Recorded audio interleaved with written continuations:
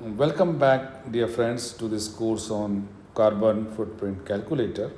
Why we need to calculate the carbon footprint, how is carbon footprint calculator useful, and if you want to develop a carbon footprint calculator, what concepts we must know. So, in the last two lectures, we had seen the course content in brief, and we had also learned as to why it is crucial for us to calculate the carbon footprint.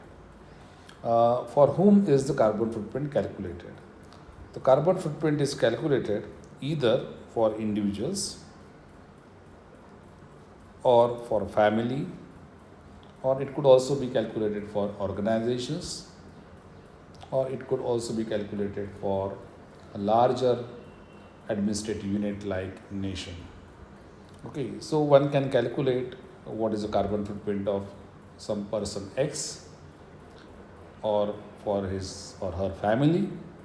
One can calculate the carbon footprint for some educational organization or an industrial organization or a business entity, anything, or even a social organization.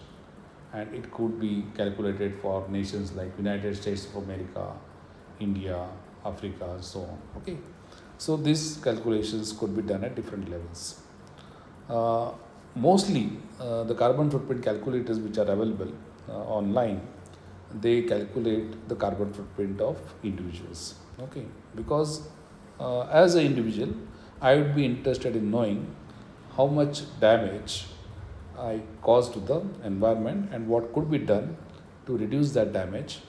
So, me, a person as an individual, is always sensitive to the environmental issues, and if I am sensitive, then I would be interested in knowing whether I can reduce the impact of my as a human being on the environment. Okay, so I would be interested in knowing what is causing the carbon footprint and how do I reduce it. So the carbon footprint calculator should be in a position to give me what is my carbon footprint as an individual or as a family or as my role in the organization or as a citizen of certain country. Okay, so the carbon footprint calculator should be capable of doing all this.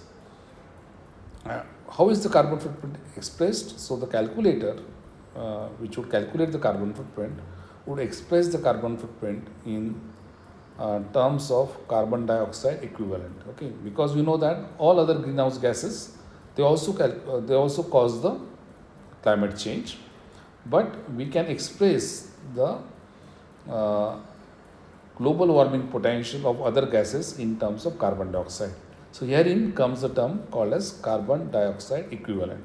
So when we do carbon footprint calculations, we express the impact a human being is having on the climate in terms of what is known as carbon dioxide equivalent. So that is known as the carbon footprint.